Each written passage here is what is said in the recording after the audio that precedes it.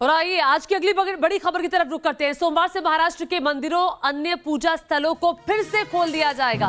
मार्च के बाद से ही महाराष्ट्र में धार्मिक स्थानों को बंद कर दिया गया था, लेकिन बीजेपी ने उन्हें फिर से खोलने के लिए एक अभियान चलाया था, जिसका राज्यपाल भगत सिंह कोश्यारी ने भी समर्थन किया था। बड़ी खबर आ रही है कि सिद्धिविनायक मंदिर समेत जो तमाम मंदिर है महाराष्ट्र के, वो खुल रहे हैं। महाराष्ट्र में कल से सभी धार्मिक स्थल खुल रहे हैं। आज रविवार का दिन है और कल से सभी धार्मिक स्थल खुल जाएंगे। उद्धव सरकार का ये बड़ा फैसला, चूंकि सरकार के ऊपर लगातार दबाव बन रहा था और लगातार ये मांग की जा रही थी बीजेपी की तरफ से कि आखिर अब जब बाकी राज्यों में भी मंदिर खुल चुके हैं तो फिर आखिर महाराष्ट्र क्यों नहीं फैसला कर रहा धार्मिक स्थलों को खोलने का। और बीजेपी का दबाव एक किस्म से काम आया है और लगातार जो मांग की जा रही थी उसे उद्धव सरकार ने मान लिया है। धन्यवाद।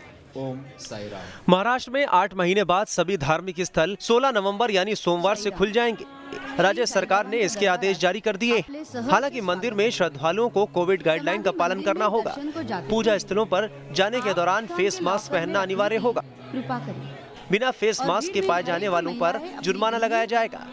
कोरोना महामारी के चलते महाराष्ट्र में 18 मार्च से ही सभी मंदिर बंद हैं। जब पूरे देश भर में इस महाराष्ट्र की सरकार की छीतू होने लग गई, महाराष्ट्र में लोगों का जनाक्रोश बढ़ गया, तो उस दबाव के कारण ये सरकार डर गई।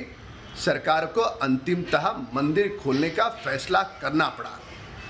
ये सरकार की हार है और महाराष्ट्र की जनता की बहुत बड़ी जीत है। राय दुरुस्त आए, कम से कम मंदिर के दरवाजे खोलने के मार्ग प्रशस्त हुए और जो कोविड को देखते हुए सोशल डिस्टेंसिंग का पालन करना है उसको पालन करना चाहिए। हर व्यक्ति को मास्क लगाना चाहिए और जो जो चीज़ें हैं उसका पालन करना चाहिए, क्योंकि हर व्यक्ति की जिम्मेदारी होती है कि हम अपने के साथ दूसरे की भी जान की चिंता करें। इससे पहले मंदिरों को नहीं खोलने पर महाराष्ट्र में जमकर सियासत हुई थी। बीजेपी ने महाराष्ट्र में मंदिरों को फिर से खोलने के लिए एक अभियान चलाया था, जिसका राज्यपाल भगत सिंह कोश्यारी ने भी समर्थन किया था। तो पूर्व सीएम देवेंद्र फडणवीस की पत्नी अमृता ने सीएम उद्धव ठाकरे पर निशाना साधा था। अमृता ने ट्वीट कर सवाल उठाए थे कि महाराष्ट्र में बार और शराब की दुकानों को खोलने की छूट है, लेकिन मंदिर खतरनाक जोन में है।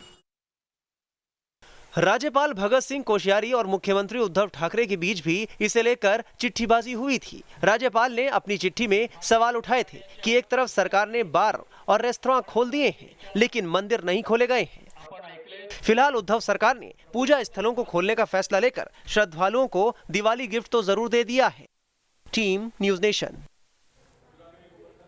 तो देखिए, बीजेपी कह रही है कि सरकार डर गई और दबाव के आगे आखिरकार सरकार को घुटने टेकने पड़े हैं। अब सीधे आपको मुंबई लिए चलते हैं। हमारे संवाददाता शैलेंद्र हमारे साथ जुड़ गए हैं। शैलेंद्र, जरा बताइए क्या तैयारियां इस वक्त की जा रही है मंदिर प्रशासन की तरफ से और क्या गाइडलाइन सरकार की तरफ से मंदिर खोलने के लिए जारी किए गए हैं?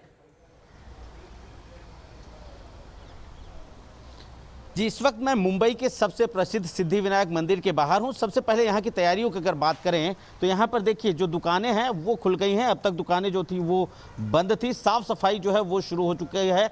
सुबह सुबह तमाम जो कर्मचारी हैं वो भीतर गए हैं, क्योंकि कल से मंदिर खुलना है। तो इससे पहले 8 महीने से मंदिर बंद थे, तो अब साफ सफाई जो है वो की जानी है। भगवान के यहाँ पर जो फूल है वो चढ़ाए जाने हैं। इसके अलावा देखिए किस तरह की यहाँ पर बैरिकेटिंग की गई है, यानी कि किसी भी शख्स को भीतर जाने से मनाही की गई है। फिलहाल जो लोग आ रहे हैं वो बाहर से ही देखिए किस तरह से भगवान का प्रार्थना कर रहे हैं और यहाँ से होकर चले जा रहे हैं। लेकिन अब इनका जो इंतज़ार था वो खत्म हुआ कल से, क्योंकि लोगों को बप्पा के दर्शन या दूसरे जो भगवान हैं, जो मंदिर हैं वो तमाम खुल रहे हैं, तो कल से उन्हें दर्शन मिलने शुरू हो जाएंगे। और अगर बात करें यहाँ की तैयारियों को लेकर, तो तैयारी भीतर जो है साफ सफाई की जा रही है और सैनिटाइजेशन का काम किया जा रहा है। और यहाँ पर यदि लोगों को आना है तो जो SOPs तैयार किए गए हैं महाराष्ट्र सरकार द्वारा उसे फॉलो करना होगा। मसलन सबको भीतर जाने से पहले मास्क लगाना कंपलसरी होगा। साथ ही गैदरिंग जो है, बड़ी गैदरिंग नहीं करनी है। सोशल डिस्टेंसिंग जो है वो थोड़ा मेंटेन करना पड़ेगा, तभी लोगों को भीतर एंट्री मिल पाएगी। और यहाँ पे मैं आपको बता दूं कि पुलिस के साथ साथ BMC के कर्मचारी भी तैनात रहेंगे। अगर कोई भी ऐसा शख्स पाया गया जो कि SOPs का पालन नहीं कर रहा है तो उसके ऊपर कार्रवाई भी की जाएगी और दंड भी उसे भरना पड़ सकता है। जी बिल्कुल शैलेंद्र, हम तस्वीरें भी हमने देखी किस तरह से तैयारियां चल रही है, चूंकि कल से मंदिरों को खोला जाना है। बहुत शुक्रिया आपका इस तमाम जानकारी के लिए।